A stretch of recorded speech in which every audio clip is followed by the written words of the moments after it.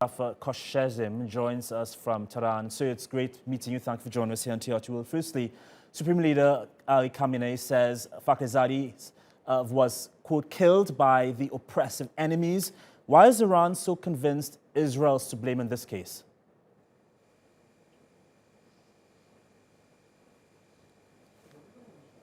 Well, thanks for having me. Well, there are reasons to believe that it's been Israelis that have done the assassination. The first and foremost has been the show that was put up by Netanyahu, and the Israeli regime is the one that is going to benefit from such assassinations. But it's not just Israel. The U.S. also benefits. We read the situation in such ways that since the Biden administration has its own terms for getting back to the nuclear deal, and Iran also has its own conditions and terms for reviving its undertakings under the deal, there is a war of willpower between the two sides. And assassination of Mr. Fakhrizadeh, as well as the sabotage attack very recently at Natanz, in addition to sanctions, foreign currency meddling, cyber attacks, and so on and so forth, they all form a kind of hybrid attack in order to pressure Tehran into talks the way that will be desired by Washington. Tehran cannot tolerate that.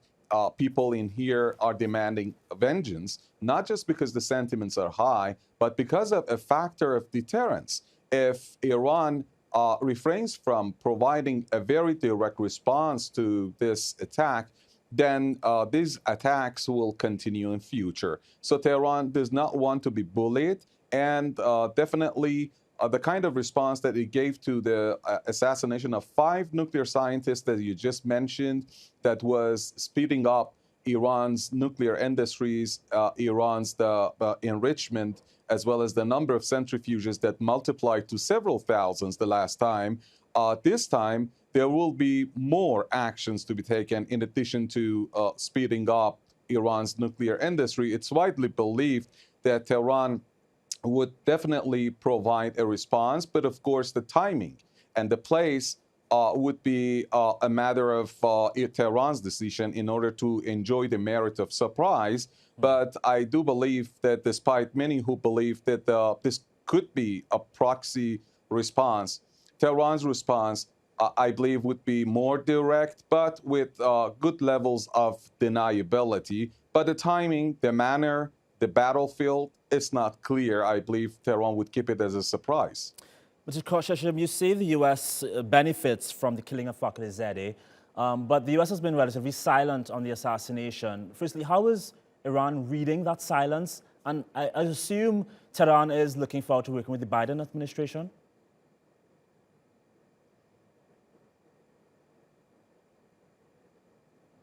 Well, Tehran believes that it should do nothing. This is the Biden administration that should take action in order to revive the nuclear deal. Iran has complied with all the terms of the agreement for 14 months after the U.S. exited the deal, and the Europeans never complied with their undertakings that they promised, actually, even after the U.S.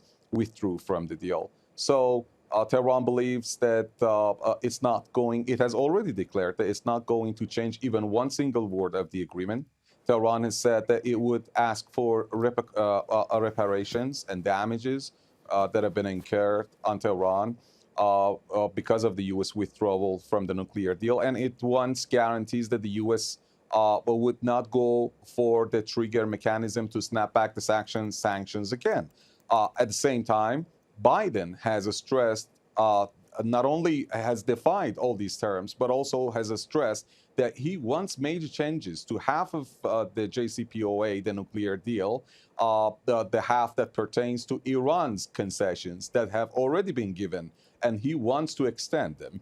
This is not going to be acceptable to Tehran. So there is a war of willpower, but the bone of contentions is about the sanctions themselves. According to the JCPOA letter and contents, paragraphs 23 to 26, the U.S. cannot impose sanctions that are identical with the secondary nuclear-related sanctions once they are removed. But after the U.S. withdrew from the deal, it started imposing similar and identical sanctions under pretext of terrorism, missile industries, and so on and so forth. So Tehran says that based on the contents of the deal, if the U.S. wants to get back to the deal, then it needs to remove not only the secondary nuclear-related sanctions that have been mentioned in the nuclear deal and its enclosures and appendices, but also it has to remove and annul all the sanctions that have been imposed on Tehran throughout the last 2 to 3 years since May 2018. This is not, I do believe personally, that what we are here from Tony Blinken, from Jake Sullivan, from Mr. Biden, is telling us that they are not going to comply with the terms that have been specified by Tehran. So they are standing to the opposite of this. They want to keep the sanctions in defiance and in violation of the nuclear deal. Therefore, there is a war of willpower, and this will be the bone of contention. Such attacks, Mr. Fakhrizadeh's assassination, as well as the sabotage at Natanz and sanctions and others, they are meant to pressure Tehran into talks the way that Biden administration desires and based on their terms. We need to wait and see the end of this war of willpower. All right, Mr. Seyed Mostafa Khoshcheshm, we appreciate your time. Thank you for that.